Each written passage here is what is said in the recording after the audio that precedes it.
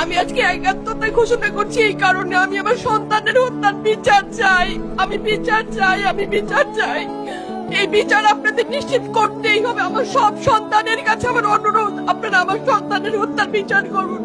কারণ হাদির শেষ ইচ্ছা ছিল যদি মৃত্যু হয় তবু যেন আমার মৃত্যু বিচার হয়। আমি এই বিচার চাই। ইনসাফের বাংলাদেশ চাইলে যদি মৃত্যুবরণ করতে হয়, আর কত রক্ত দিবে আমাদের সন্তানেরা? আর সহ্য করার ক্ষমতা আমাদের নাই। আমাদের সন্তানদের বাঁচতে দিন। ইনসাফের বাংলাদেশ গায়েব হোক। আমরা আর সহ্য করতে পারি না। প্রশাসনের কাছে, সবার কাছে একটাই মাত্র অনুরোধ, আমাদের বাচ্চাদের বাঁচতে দিন, আমাদের ইনসাফের বাংলাদেশ দিন। কথা বলার শক্তি আমার নাই, আমার চোখ ভরে আসছে। আমি সহ্য করার শক্তি আমাদের নাই। আমাদের বাচ্চাদের বাঁচতে দিন। প্রশাসন সজাগ হবে কবে? আর কত মৃত্যু আমার বাচ্চাদের দেখতে হবে?